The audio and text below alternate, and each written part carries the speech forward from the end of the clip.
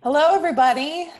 We're glad that you guys could join us. We've got our Peers and Ideas webinar, and the title of today's webinar is Hoping for the Best, Preparing for the Worst. And we've got a great lineup of panelists that are going to walk us through all sorts of things. We're talking about, of course, preparing your business, preparing for loss of revenue, housekeeping, messages, interacting with your employees and owners. So I hope you guys gain a lot of information from this. We also have Leela on the line. She's going to be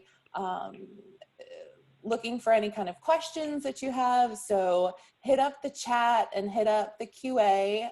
Feel free to interject, and we'll take pauses and ask the panelists your questions. So this is supposed to be very interactive, and you should gain a lot from it. So without further ado, we're going to introduce the panelists. So I can switch my slide.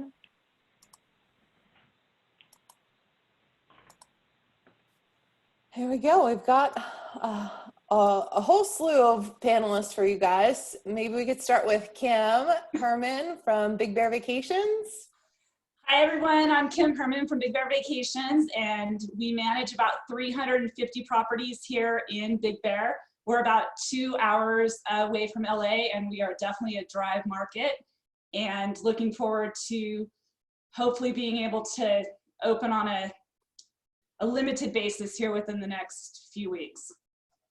That's awesome. Nate from Outer Beaches. Hey everybody, I'm Nate from OBR. We're down in Hatteras Island, which is just below Nag's Head. I'm in the Outer Banks. We have about 380 properties and about 75 beaches or 75 miles of beach, excuse me. Right now everything's closed down, so it's been a little bit slow. It's a little bit scary, but non-resident property owners are about to return to the area next week. So we're starting big welcoming campaigns to try to get everybody back in the area, try to flush out any social terrorists that are out there. So that's what I'm dealing with right now. Awesome. And Robin from Steamboat. Yeah, good afternoon, everybody. My name's Robin Craigen. I'm the co-founder and president, CEO of Moving Mountains. I have founded this business with my wife over 20 years ago. We're in the heart of the Rocky Mountains in Steamboat Springs, but we also have a new operation started at the beginning of the last winter in Beaver Creek and Vail. So we're in 3 markets in the Colorado Rockies. This scene of devastation behind me is what is left of our ski season, and which came crashing down around us when the virus required everybody to close the ski mountains and literally shut down with about a month left in our ski season. So pretty impactful for us at the beginning, and definitely a lot of fires to put out at that time. Now we're in our slow season. We call this mud season. It rains one day, it snows the next, and today the sun is out. So it is a slow time for us, and typically would be called project season for us. We're looking ahead to the summer and hoping that the reservations are going to wake back up again for us and that we can ease back into this. Yep. Charles. Hello. Hello. From Put-in Bay, Ohio, little island up in Lake Erie. We got about 100 rental properties and partners with other stuff on the island. Our season is April 1st, pretty much April Fool's Day to Halloween. So, well, April's gone, so that's 1 month gone already. And we're trying to move forward positively, spend our time here getting everything clean, getting our marketing message out, and growing beautiful COVID beards. Awesome. And Jonathan. Hey everyone, I'm Jonathan Fonvielle with Atlantic Vacation Homes. We're in Gloucester and Rockport, Massachusetts, about 45 minutes northeast of Boston. We've about 90 homes or beach summer destinations, so we are still pushing forward and doing what we can and making adjustments to still have a busy summer. Our prime season is July and August, right through Labor Day and out to about Columbus Day. So we're still working hard to to kind of salvage what we can and have a successful summer. Yeah, awesome. And then we've got Dean from Oregon Beach Vacations joining us by phone. Yeah, we cover 160 miles of coastline. We have about 220 units along the beautiful Oregon coast. Right now, we're in the same predicament as a lot of these people. Counties are banning lodging at the moment. So we're doing a lot of deep cleans and getting ready for summer, hopefully. Yep. And then we've got Aussie Pete, who, it's 5 a.m. their time. So we try to push this back as far as we could Eastern time. But it looks like Aussie Pete may be joining us in just a bit. So we'll make sure to get his introduction as he joins us. But without further ado, we're going right into planning for the worst, hoping for the best. I was reading on Forbes today, they were saying that the impact to the travel industry was going to be 9 times worse than 9/11, and that the travel industry is down 80% for the next few months and 45% over the next year. Dean, you had read an article where Booking.com was planning to be down 50 to 75%. And so just kind of putting that on the table of how are you handling that kind of news for your company? How are you handling that kind of news to communicate expectations to your owners? But, at the same time, some of these travel restrictions are lifting. And so just wondering if you're seeing any new bookings coming in. Hopefully the cancellations are slowing down and that the bookings are increasing. So we're going to see that ratio hopefully improve where more bookings are coming in and less cancellations. And do you have any hesitation in taking reservations where you might feel like it's almost like you're, might be shooting yourself in the foot in that you're going to have to cancel reservations because they may extend some of these lodging bans? Dean, do you want to start us off with that question? Because I know that this was something that you really wanted to discuss. Yeah, so we don't have any hesitation taking new bookings, but we do have some hesitation marketing for new bookings since we don't know when this whole thing's going to end. We're fortunate that our credit card processor gives us fees back if we do refunds. Some folks are not on that kind of model. But I'm planning for a very down year. Over the last 2 months, we've refunded over 700,000 in bookings, and it doesn't take a genius to know that not lodging for 2 months, you're going to have at least a 15% impact. So we're planning to do as best we can with this. And one of the things we've been doing with our downtime is we've been renegotiating contracts. Channel managers, for instance, we talked our channel manager down 75% recently. That'll be a $30,000 savings in a normal year. But yeah, it'll be very exciting to see. I think this whole thing is about outlasting the competition and opening back up.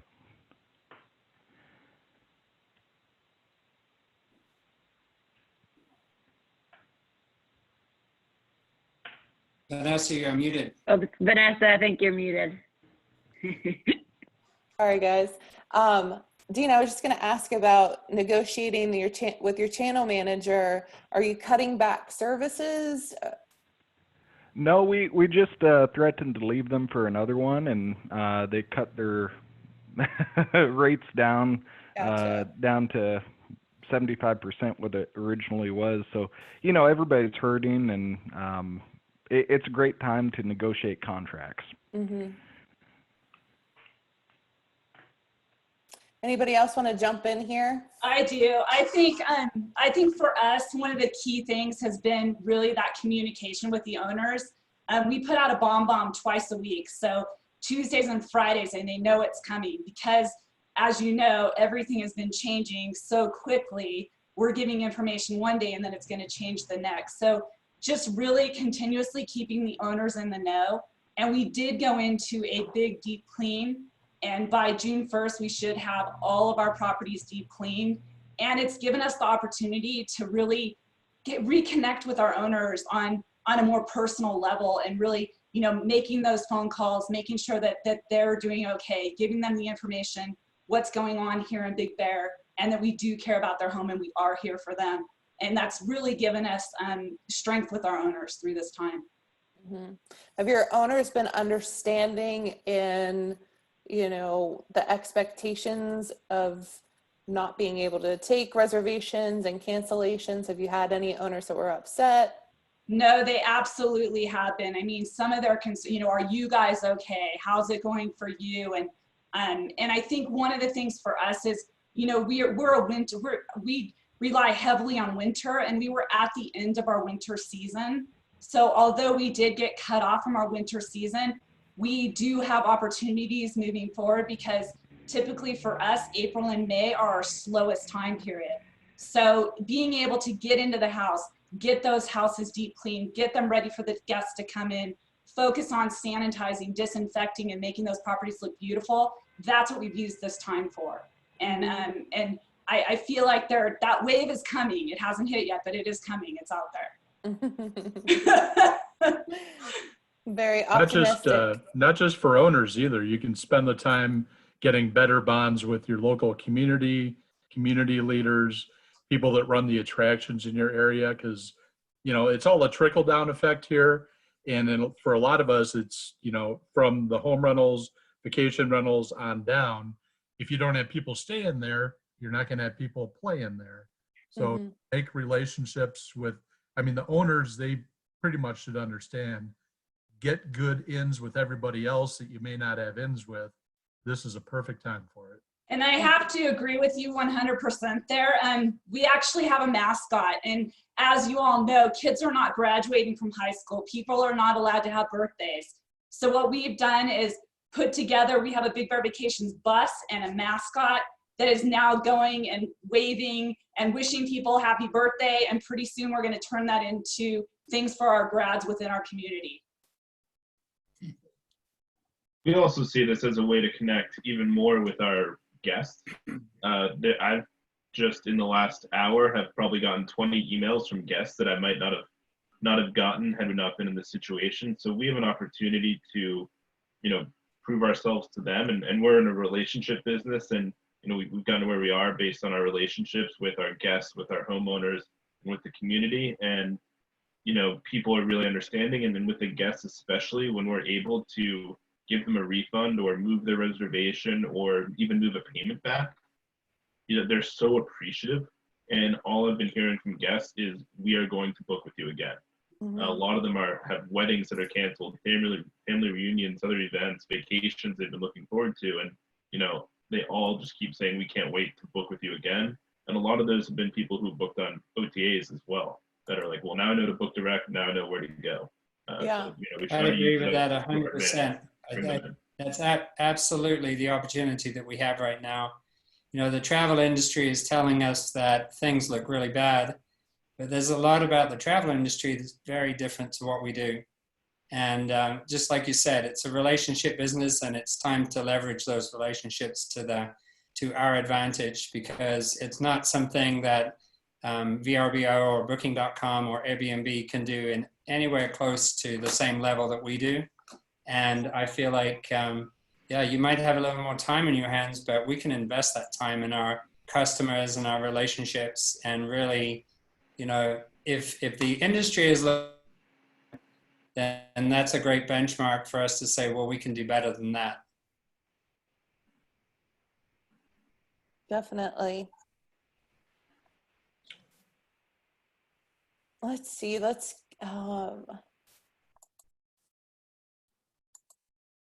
so, you know, one of the big things, and actually one of the attendees was asking about, and now I can't move back. Sorry, guys. getting your housekeeping in order. What are you doing about staffing? And we were kind of going to talk about that in the next slide. So we're definitely hearing you guys and have that those topics on the agenda. But I had one of my clients reach out to me this week and was asking about, hey, do you know anybody who provides PPE equipment, and where are you getting your masks and gloves, you know, janitorial services and cleaning solution. So, you know, we've heard a lot from Dirk, which has been great, from the VRMA and VRHP. So if you haven't caught those different webinars, he's been very helpful. But, you know, I think that, Jonathan, you were mentioning that you had a lot of this on hand and you donated it to the local hospitals when they had their shortages. So wanted for you guys to take the opportunity and kind of let the attendees know about any of the sources that they can reach out to too, as far as PPE for your housekeepers and your staff.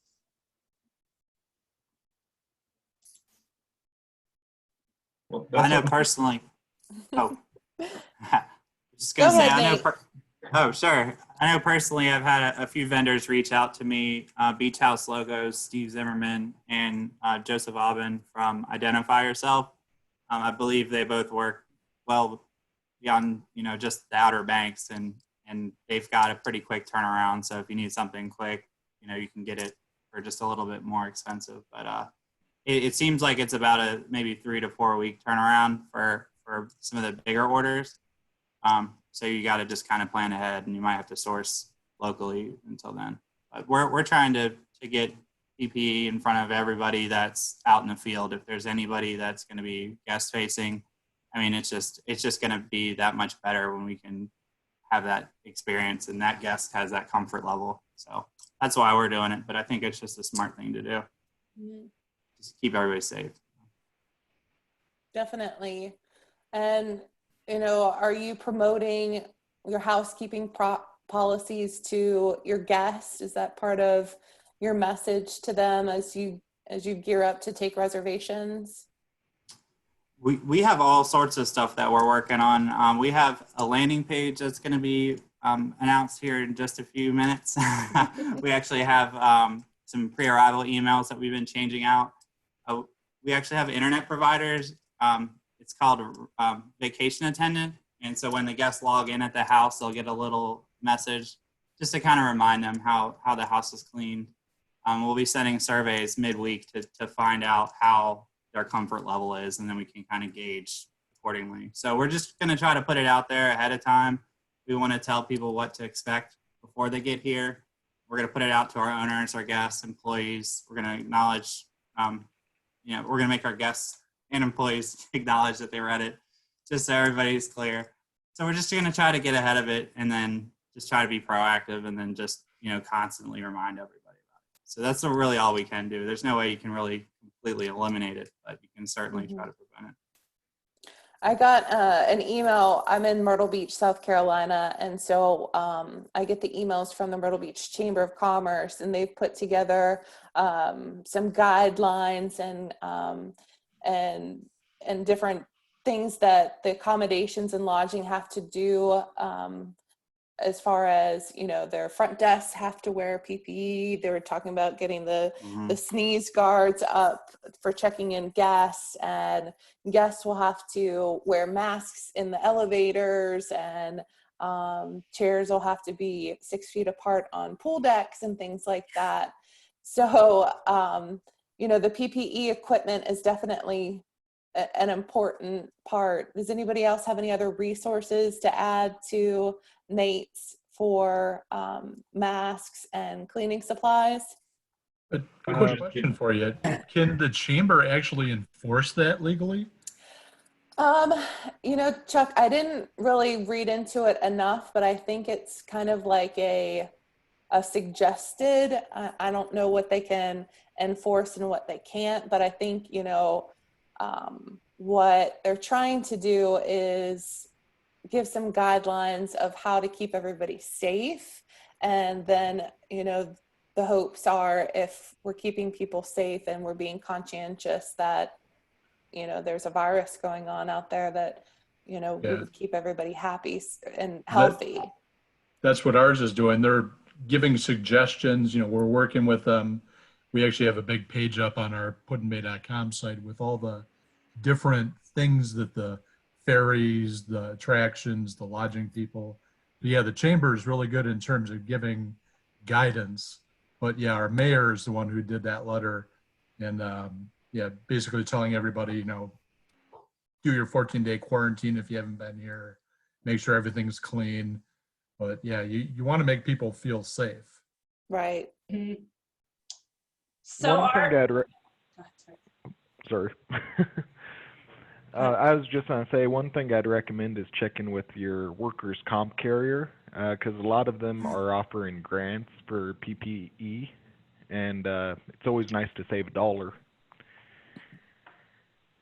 Yeah, for sure. And, you know, are you guys following any kind of guidelines as far as keeping units empty before you go in and have your staff enter a property? Yeah, we're actually not allowing any back-to-backs for the rest of 2020. So the CDC says the longer you can hold off cleaning, the less potential exposure for yourself and future guests. So that's something we're doing. And surprisingly, owners weren't upset at all. You know, if they do the math, that could potentially take out over 30% of a month. But I haven't had any flack for it. So. Wow. That's a good idea. Yeah, for sure. So we're doing something We've similar. been working with, sorry, go ahead. We're going through the summer now and putting holds after all the reservations we do have, so that if we do get a surge in bookings, if there are people booking online, it kind of builds us in those guaranteed buffers of a few days. But for anything right now, we're giving it a few days. You know, the tough part is the pre-existing bookings that have same-day turnovers. We're working now to figure out how we're going to work those out. But we are making sure that every single booking there's at least a few days before even the cleaners go in there. Absolutely. And we'll also be adjusting check-in and check-out time to kind of give ourselves that extra little bit of buffer to get in there. Robin, you wanted to weigh in as well. Yeah, you know, I think the stage that we're at, I feel like we're going through different stages here. And the first stage, obviously the shock and the adjustment to the new reality. We've had a few weeks to digest that now. And it sounds like we're all writing the playbook as we go along. We're all getting different ideas. Government officials are starting to form their policies and plans. And what we're working on in Steamboat specifically is our lodging group. We have a lodging association that used to meet every couple of months, but we've been meeting weekly since this thing started. And it's really provided us with an opportunity to get everybody's ideas together and then to try and get out in front of decisions that might be made that might have an impact on us. So if we decide that, you know, that the policy that we can live with that seems, you know, to better meet the needs of what the health officials are trying to achieve, and if we can all unify behind that, then that helps to get policies in place that you can kind of live with. Rather than finding out, you know, there's been talk about rest periods. We're adopting a 72-hour rest period on new reservations, but I think, you know, that's probably not going to work for everybody. And we don't want to be in a situation where one of us says, well, we're doing 72 hours, and a hotel says, well, 24, it would kill us. And, you know, we're working on an 18-hour turnaround, that kind of thing. So to try and unify behind policies that get buy-in from public officials, because in each of these local communities, people are very nervous, and that travel shaming and backlash that we're all hearing about, you know, that has the potential, if infections were to increase again, that has the ability to slow us completely down again. So we're trying to make sure we don't go into that and preserve the territory we've gained and see if we can gain a little bit more. Mm-hmm. Yep. What about as far as like your cleaning procedures? We kind of talked about this on Monday. Are you guys trying out any new equipment or solution, or are you investing in any of that? We also talked about like, changing the bedding rather than, or moving to duvets, things like that. You guys want to touch on some of that? Sure. So we're looking at switching to duvets for this year. We're working now to kind of figure out the pricing and the feasibility of that, but it's definitely something we know that would make us more comfortable and the guests more comfortable, although it is, another big expense and big effort to have to switch those out every time. But it's either going to have to be that or just all new blankets each time. So it's probably a little bit easier. And I know some people have already gotten one. We're looking into getting like a fogger machine that have, there's certain chemicals that go with those that are able to take care of the virus. So those are kind of the two big things that we're looking at now, in addition to adding to our whole checklist of cleaning items, inspection items, and every little tiny detail of the house that needs to get cleaned. Yeah, Kim, you have a 64-point checklist, right? You added some more to it. It's actually a 68-point checklist, and yes, it's definitely being used, and we are looking into another couple products right now. I just got an email a little bit ago that is kind of like the fogger thing I think that Jonathan is speaking of, and so it's something that we're going to have to look into. But what we were going to do is block our properties for 72 hours and do the linens and get everything cleaned, which time intensive, and that will be a very hard process for us. But at this point, it's probably something that's going to need to be done unless we can come up with another product. But one of the things is that 68-point checklist is also left for the guest after the inspector's gone through the house and make sure that the housekeeper has hit every single thing on the 68-point checklist. It's left for the guest along with a welcome note signed by the inspector, saying that this property's been cleaned, disinfected, and sanitized for your stay. If you have any questions or need anything, please reach out to us. We're here for you. Mm-hmm. So just giving them that sense of security. Right. A couple-day gap is kind of like the extra seat on the airlines they're not selling. The safety gap. Yeah. I think everyone's looking at it from the point of view of we need to be sure that people are willing to travel again. And, the airlines, it seems like even in the last 2 days, I'm just amazed at how quickly this evolves. But in the last 2 days, it seems very quickly the airline industry is moving towards going to require a face mask when you're on a plane, which quite honestly, if we can get to that, then I think, you can get to some uniform expectations of this is just how this works. When you're in a public setting, this is how we behave. This is how we curb this. We get through this together. We've talked about that phrase that we're all in this together. And it worries me a little bit, the idea, just as it worries some of the locals here, people are going to come from different parts of the country. And in different parts of the country, they're doing different things. In Nebraska, there's no restrictions. They don't even know what a face mask is. So when someone from one of those areas comes to Colorado, we need to be able to set that expectation of, hey, by the way, when you get on the plane, we're going to protect you and protect each other by wearing face masks. And we're going to require that at check-in, or if we do a check person, we're trying to work around that. But anytime that you're going into a local business here, if you're doing curbside pickup, then it's not only a courtesy, well, currently it's actually a requirement to go to a business in Steamboat that you have to have a face mask on. So if we can work together to normalize that kind of behavior, and I think our view would be leaning towards let's do everything we can and make sure people are willing to travel.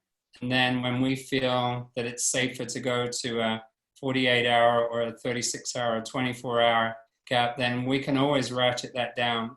But it's gonna, my concern with the calendar is it's gonna be much harder to add bigger gaps if that becomes the rule. So we're gonna take, that more extreme position until we are sure that people are confident to travel. Mm-hmm.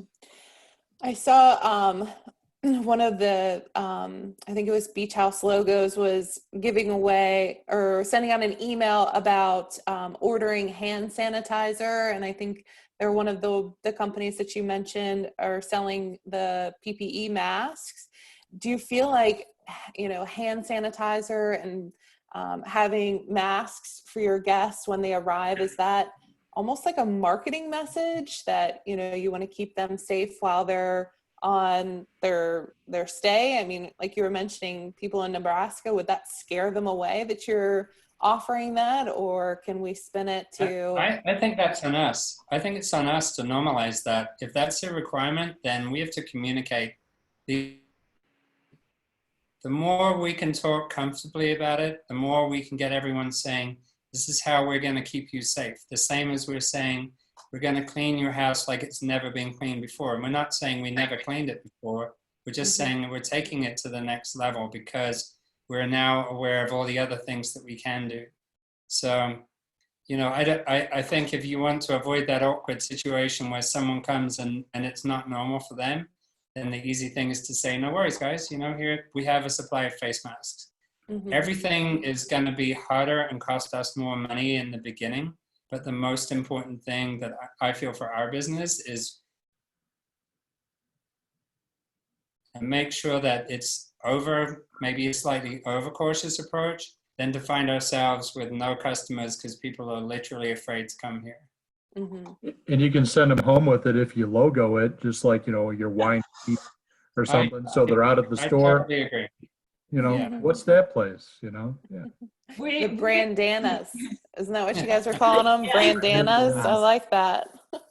We are in the process of setting up hand sanitizing stations, not only on the outside of our building, but also on the inside. So when the guests arrive, which they haven't checked in at our building in quite some time, we've been doing remote check-ins, but when they are able to come back into the building, there will be those hand sanitizing areas outside and inside of the building.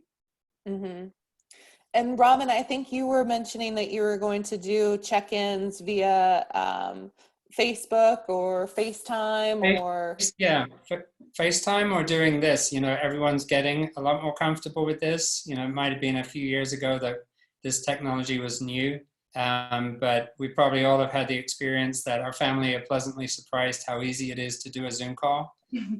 So most people are getting that up on their phone, and FaceTime is super easy. So, we have always prided ourselves on doing a personal in-home check-in to make sure the guest understands everything that they need about the house. The upside of it is I think it might be more time efficient, and who knows, maybe that becomes the way of the future anyway. Dean, I know you can't really see us. Did you have anything else that you wanted to weigh in on this? Well, we're doing a chemical treatment for our homes, and the chemical, it's been advertised to sit on the surface for up to 90 days and kill bacteria and viruses and mold and mildew. Not quite sure how well it works, but just being able to point to a chemical manufacturer that's been EPA tested and say that this will reduce your chance of infection, I think it's a good marketing message. So ICND recently built a tool that is a time-sensitive amenity, and so when our owners opt to get this application, it's good for up to 90 days, and ICND was kind enough to build a amenity that would show for whatever period of time we specified. So we're going to be doing that as soon as the lockdown lifts, and it's going to be part of our marketing message this year. Awesome. Well, speaking of housekeeping, that kind of comes down to your staff, because I know when we were talking on Monday, I think it was you, Chuck, that you brought up that you used a lot of J1 students to come in and help with housekeeping in your peak season. And so obviously with a lot of the travel restrictions, there's been some struggle with what you guys were going to do to fill those staffing needs. You guys want to kind of, or maybe Chuck, you can kind of bring up what your problem is, and I think Kim and the others really had some solutions for you. Well, I got lots of problems, but this one in particular, we do bring over a ton of staff. I think it's about, on our island, about 50% of the workers behind the scenes, the housekeepers, the cooks, people that, maintain the golf carts, all that kind of stuff. I think it's roughly 50% are foreign kids who come over, work for the summer on J1s and then go home. And obviously J1s are on hold right now. If people don't know that, government has those on hold. And a lot of the kids who obviously were going to come haven't come and can't come. So we need to get replacement workers. And if you've been watching, almost one industry that is still out on the dregs right now is restaurant and bar. Those people, they just because it's close contact, they don't have a lot of jobs or opportunities. We're trying to get as many of them to come in and say, hey, you need some work. We have an opportunity on one of our web pages that discusses everything the community is doing. There's even a little section, looking for summer work. We're going to have a lot of openings because of this particular international student problem. And just to put a little bit of numbers to it, there's a place called Cedar Point Amusement Park right by us. Out of their 5,000 employees, I think I read that 15 to 1,700 of them are all foreign kids. So how are you going to operate the roller coasters and the food concessions? I mean, it's a trickle down in a lot of areas that people don't think about. Mm-hmm. But Do you have enough? People that need work right now, bring them in, get them ready. Yeah. Do you feel like a lot of those that you would be able to hire are going to go work for Cedar Point? Is there a little bit of a competition there? Well, ours is a little more laid back island. Cedar Point, they have strict hours, strict housing. It's a very different community. We're a little, I don't even want to say it on here, but we're a fun little island. A lot of people that come up and enjoy themselves on the weekends. Right. Including the workers. Kim, you use a lot of J1s as well. Yes, we use them during the winter time. And what our problem was actually getting them home with COVID. So we were able to get them home. It did take a little bit of extra time to get them back home. But we're also looking into the future. We're looking into, November when we would be bringing them back and what is our solution. So we've already started like outreaching into the high schools, outreaching into some of the colleges, just trying to go with some different avenues than we have in the past, because we don't know if we're going to be able to get those J1s. And if we can't, housekeeping will be really tough during the winter. Yeah. Yep. Dean, you have a large housekeeping staff too, right? Yeah, you always want more than you need more than you want, or you need more than you have. But yeah. Last summer we topped out around 100, which was like one per every 2 homes, and we like it that way because if somebody gives bad work, we can fire them. Sometimes you get understaffed, and then you kind of have to rely on people that are not reliable. But I think I'm optimistic for the summer because with these holds, we should be able to work housekeepers more hours and still have as good a product. Mm-hmm. The real crunch is the back-to-backs, and if you're getting rid of the back-to-backs, housekeeping gets a whole lot easier. Mm-hmm. And is your staff all local that will come back on? Is that kind of a guarantee? Well, nothing in life is a guarantee, but most of our staff, they live within 30 minutes of all the properties, and we like to have supply drop-offs within 30 minutes. So it's all local people for the most part. Referral programs are very good. The best employees we have are referred by current employees. Mm-hmm. Is there any kind of as far as like the unemployment benefits right now are increased during this time? Do you find that you're having to battle any of that to bring folks back on? Not so much, because if you have work for them and they decline work, at that point they're not eligible for unemployment benefits. you know, we want people to be safe, but we also don't want to have a job market just destroyed by unemployment benefits. Right.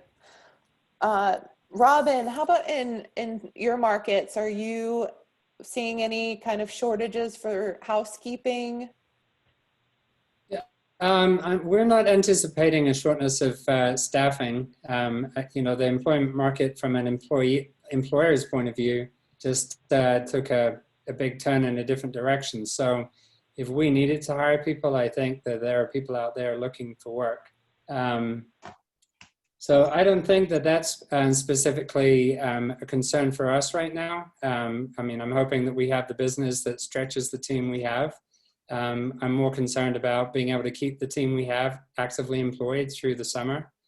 You know, and then the secondary part of that is just reassuring them as they go back into the homes that we're doing everything we can to make the work environment safe.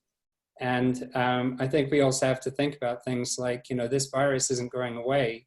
And, you know, there is the possibility that they could contract the virus from something at work, or they could bring it to work with them. And you have to kind of have that in your planning as well, to think about making sure that you don't end up with your entire team in quarantine at a time when you suddenly do get busy. There's so many dimensions to this. So whereas we've made everybody in the entire team work remotely, and we've got them set up with laptops and phones that work in their off of the laptops in their homes, I'm not in a big rush to bring everybody back, because I'm worried about the idea that, you know, 6 months from now, a couple of my key reservation staff, you know, they have kids, and everyone, there's some amount of circulation. As we relax our restrictions, there is always the possibility that somebody gets the virus. Hopefully it's not serious, but if they come to work and they start doing contact tracing, it could end up in a situation where half of your team, or maybe more than that, is suddenly, you know, can't work in the office. So we're trying to think all of that through and saying, okay, this is a totally different way to do this business for at least the next 12 months as we get through this. You might consider doing teamwork as well. That's something in my long look-sees here, I found that the airline industry, the FAA, has mandated teams for air traffic controllers, and they have to turn off shift altogether, so that if somebody gets infected, it's not everybody at that location, it's just a team. So if you're doing housekeeping, even reservationists, if you keep them separated as teams, then if one gets sick, then you'll be able just to knock them out and get some others in. Right. We're really learning how much as we like to be together, we can do a lot when we're not together, and that keeps us 100% safe. So that's the rule of the game right now. Jonathan, how about you? As far as, you know, your housekeeping staff and working remote? I mean, as far as our housekeeping goes, we still have the people we had last year, and we're in a pretty good position there, and we've got good people. You know, we always want to hire a few more, and I actually think it might get a little bit easier this year, just because there is such a high unemployment rate that there's lots of qualified people.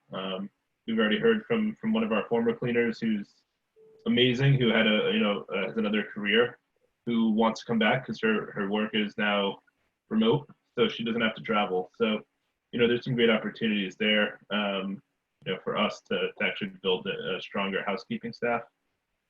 Certainly the working remote aspect of things has made it, you know, a little more challenging for us to get work done and collaborate, but, you know, it also shows us how much we can do away from the office, which to me has been incredibly powerful, just to see that we can be productive from different places. Our struggle right now is training. You know, it's so important right now to make sure everybody knows all the right protocols, what they need to be doing, how to clean. So if we do bring on anyone new or who's being trained in something new, maybe that they haven't done before, it's a little bit harder to do that hands-on training. But we are going to be going through all of the VRHP protocols, which they'll be coming out with pretty soon, for our housekeepers, for our inspector side, and making sure that people know proper way to take off their gloves, dispose of masks, all of those things as much as we can teach remotely right now. Nate, your office is still open. Are you guys, some of you are working remote? Are you kind of alternating, having office time? Yeah, we're actually almost completely remote. We have maybe 2 or 3 people still in the office, but we've pretty much encouraged our owners to call us. We've encouraged anybody that's, vendors, anybody that needs to swing by to call us or to schedule in advance. So we've been kind of distancing ourselves pretty good. And, we've also realized that we can kind of make some adjustments to have people work remotely, so we don't have to force people to drive, 40 miles at some time. So it's been really nice. We've been focusing on, just a little bit more time for ourselves and, spending time actually marketing what we do and the culture. Even though we don't have quite the office mentality, we're still meeting on a regular basis. We do FaceTimes and the Teams meetings every day. And we just had a level 10 meeting with 14 people yesterday, which was really fun. But I mean, it's just things that you just have to adjust to. And I think, as we go forward in marketing, people are going to be mindful about who they work for, and they want to find companies that are willing to be flexible with people and do these sort of things. So we're really cautious about, bringing on new people, but at the same time, we realize there's a huge opportunity. Just like Jonathan said, there's a huge opportunity for finding good talent right now. And we don't want to hold ourselves back. So we are marketing ourselves and trying to get out there. And I think, there's a lot of struggles out there. You got the unemployment money that's out there. You got J1 students, even college students, because we're in the Outer Banks. College students are pretty much who fills up all these jobs. We're going to have to really struggle to get those people into these jobs. So we just got to beef up the benefits, get pay competitive, and we have stepped up our pay to be more competitive. We're doing all these little things that we can to try to make ourselves look good. And then, of course, just preaching about the family culture, the family environment, and then just having our employees have some fun. So that's kind of what we're about. That's how we're handling it right now. Awesome. So I guess, as travel restrictions start to subside and we'll be welcoming some guests back, I think, Robin, you spoke really well to this a little earlier, and just kind of to go back into, explaining the, expectations of our guests.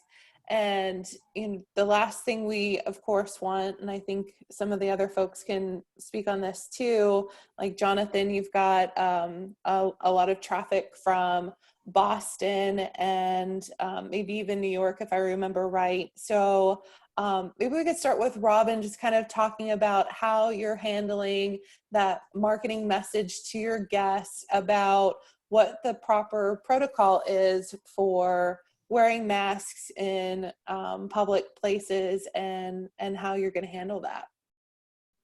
Well, I can tell you in our little town, I'm kind of pleasantly surprised.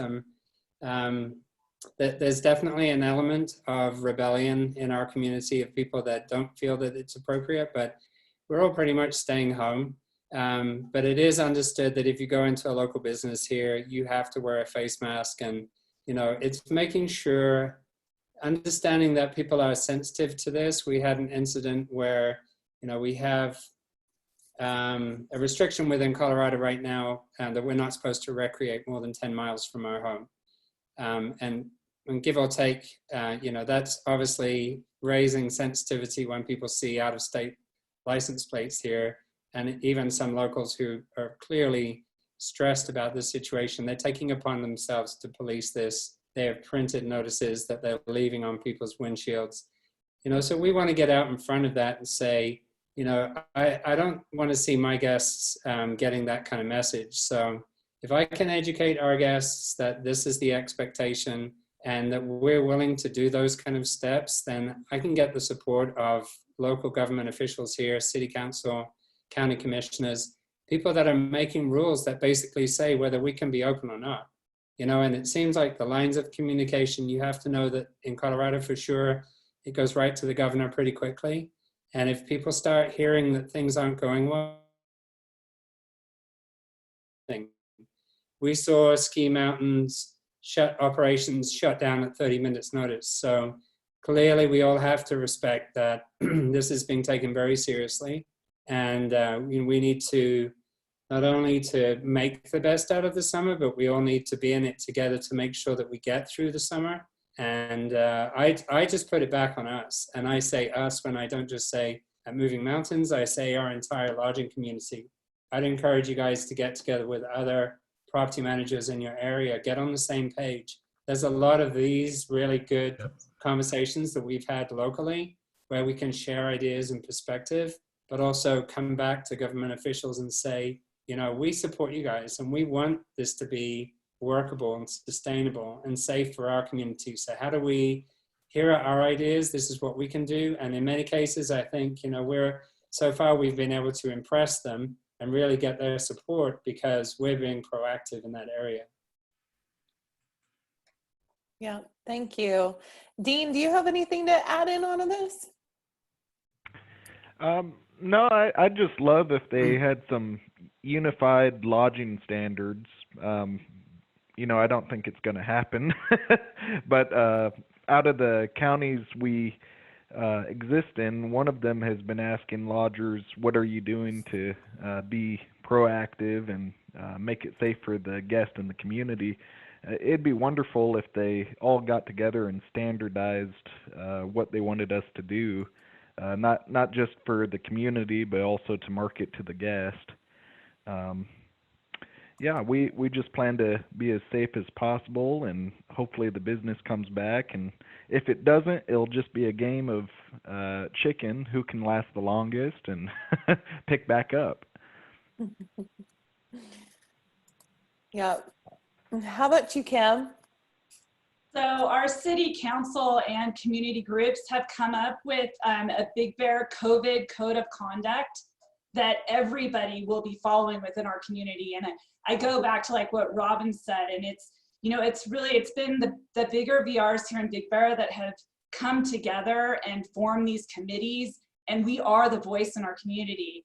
And with that, it's giving us phases. So right now we're working on 3 different phases. The first phase would be maybe a community open phase, which they're looking at happening probably within the next 2 weeks. The next phase would be vacation rentals potentially opening at like 50%.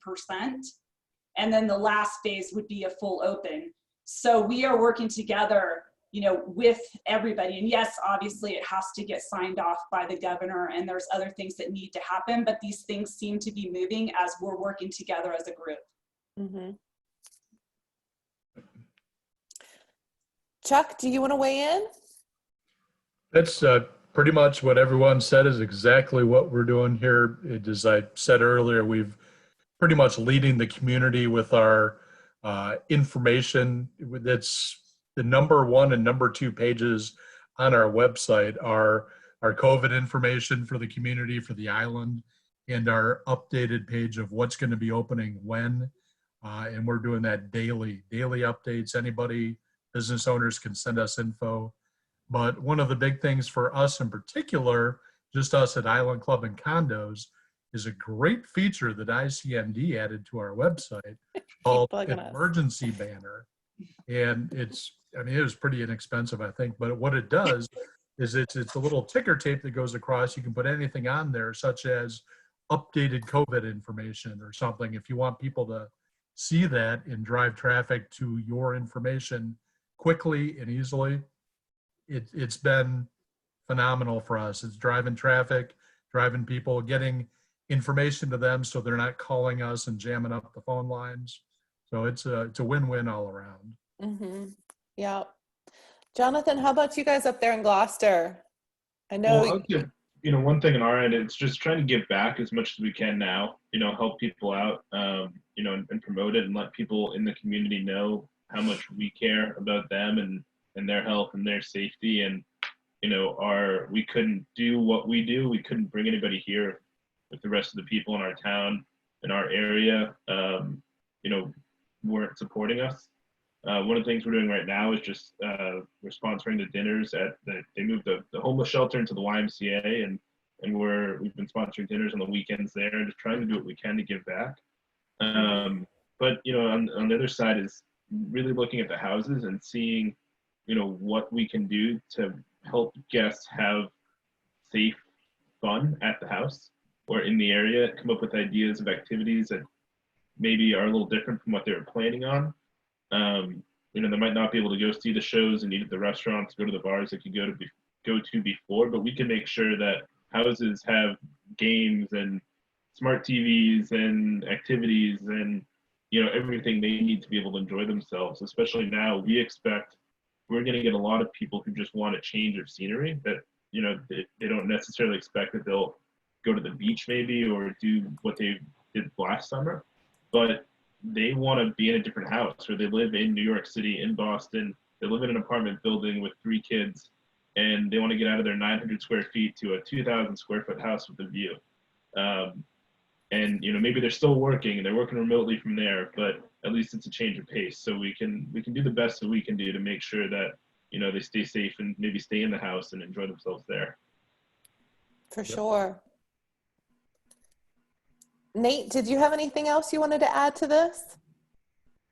I just think, everybody touched on such good highlights there. There's not really too much to add. I think it's just, being a part of the community. It's just showing your people that you're there, and you have to stand up against an angry person. That's one out of a million people, right? There's always going to be a grumpy person on Facebook. It's just coming together, showing your pride about who you work for, showing your pride of your community.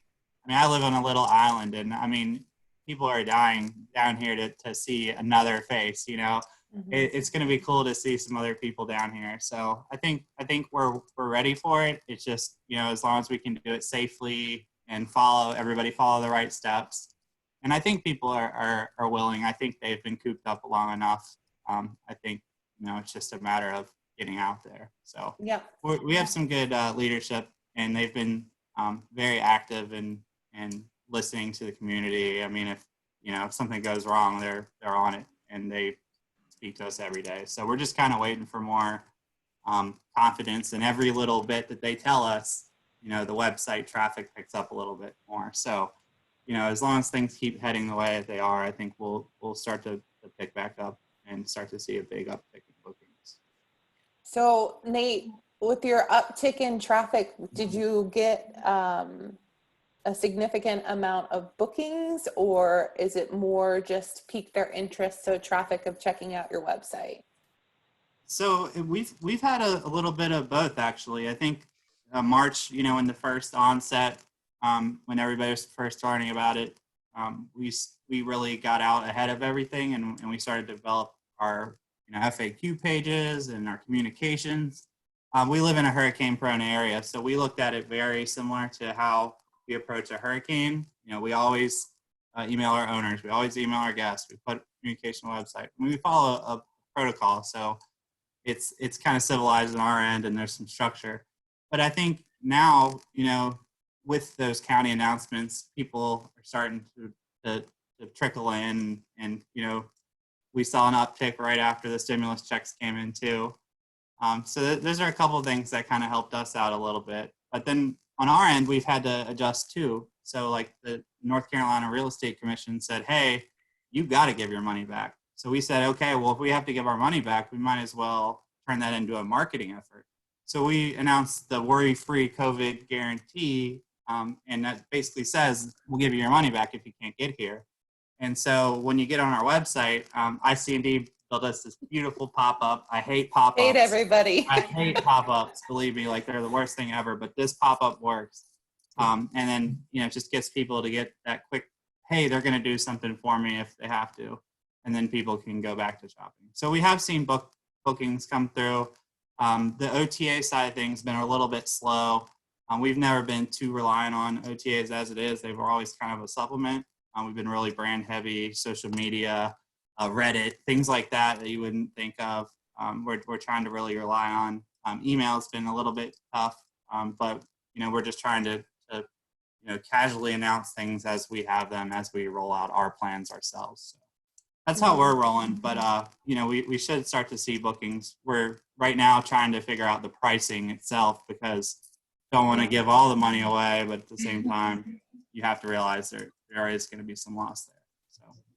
Right.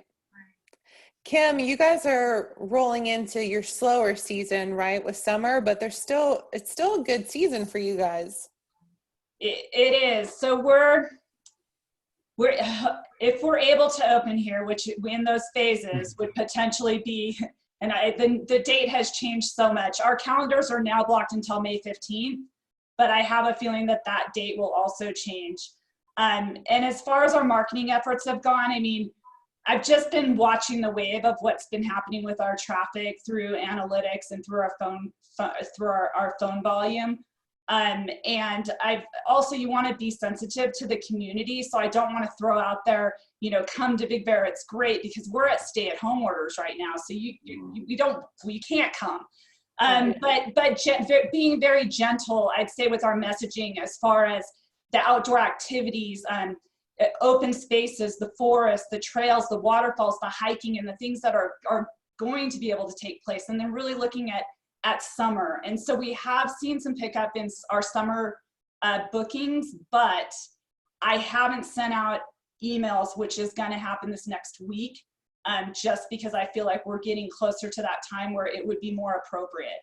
Yeah. So just being really careful with our marketing. And we are a drive market, and I don't want to be that person that puts the message out there and they all come. And right now it's not the time. Yeah. Robin, do you kind of feel the same way in your market? Yeah, I think for the longest time that we were very concerned about how a marketing message might be perceived. So we immediately pressed pause on everything, shut down all the messaging.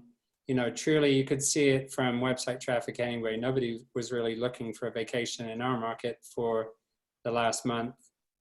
We've seen a slight up. And by that, I mean, on average, about an increase of somewhere between 10 and 20% of web traffic.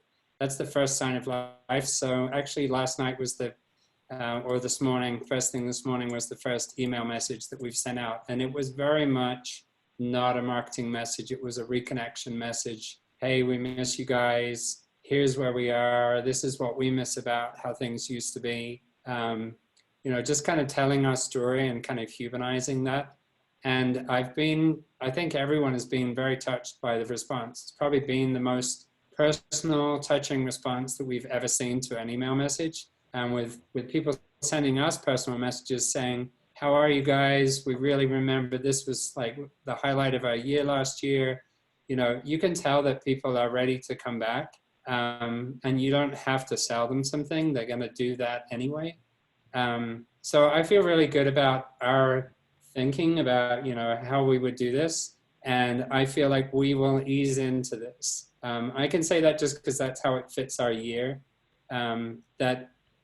we can follow next week with something that speaks to what to expect when you come back. And then I think, we can kind of roll into here are properties that are available. We're getting a lot of interest actually in what we call longer term stays.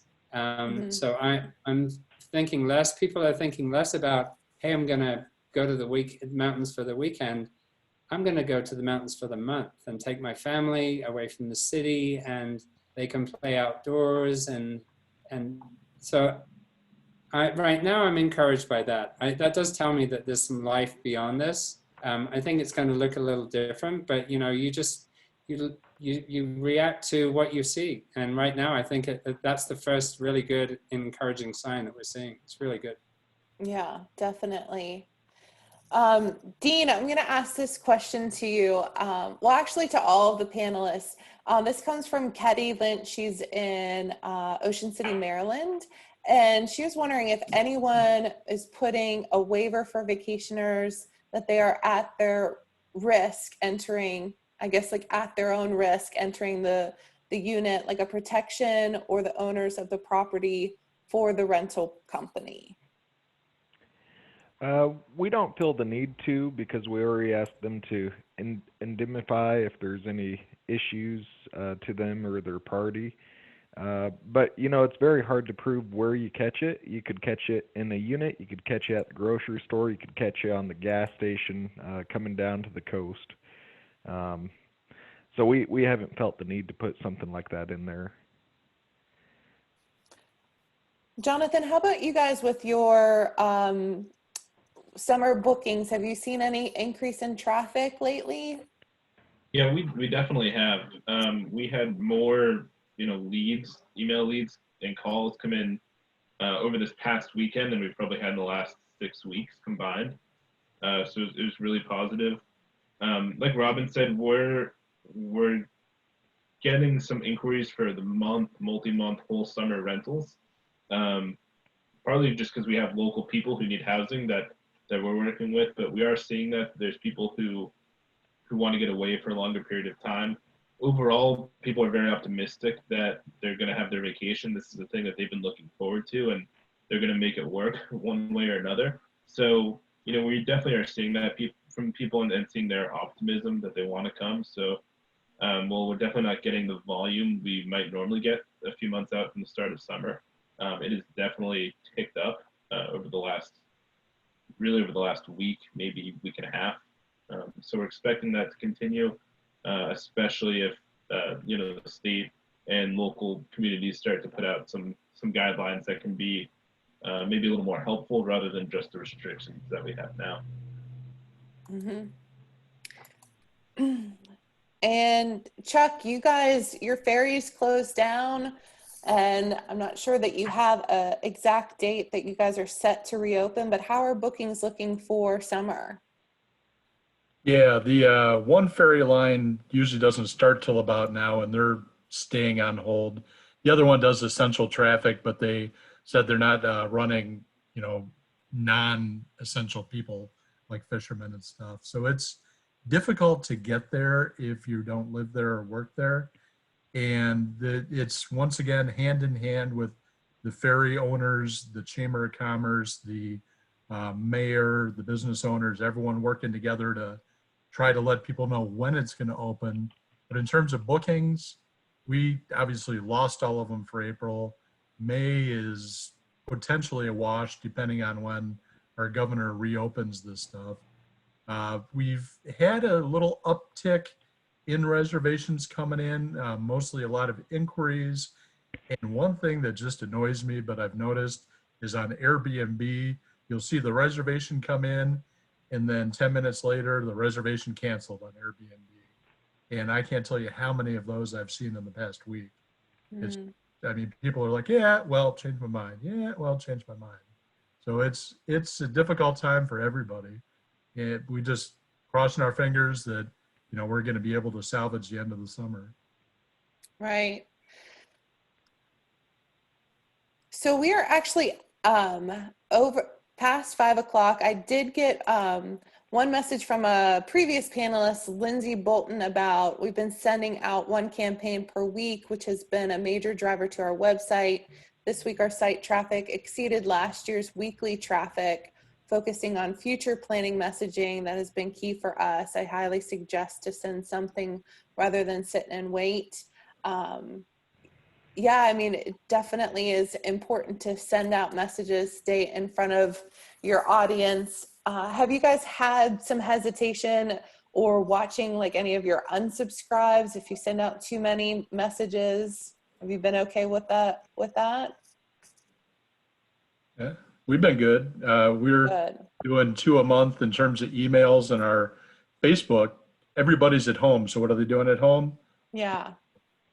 We've had a jump. I just checked our analytics, 2,500% in the past month versus last year. Wow, that's crazy. Does anybody have any final words of wisdom? Well, I would just add something to what was just said there. I think social media might be actually a really good opportunity at this time. Email, it is definitely more intrusive, it has a tendency to be perceived as more salesy and invasive, but you know, social media, with all the free time that people have had being housebound, I think we've seen a lot more engagement there, and that has been an opportunity for us to put messages out there about, you know, what we miss about the end of ski season. We've even dabbled in TikTok. My teenage daughter has given me the education I didn't know I needed about how that works. And I've seen people like Matt Landau exploring that. And so we've been kind of playing with that too. You know, just one more thing to try, because as we're now learning, you know, social media is, and influencing is all part of the buying decision. And maybe the grandparents don't understand how that works, but their teenage kids are getting ideas from, or the grandkids are getting ideas from looking at this stuff. And if you can inspire someone to come to your marketplace because of something they saw online, then, you know, that's the value of social. It's a lot harder to track, but I have been just more and more surprised over the years about the level of engagement we see. So that's something I, you know, would definitely keep going at.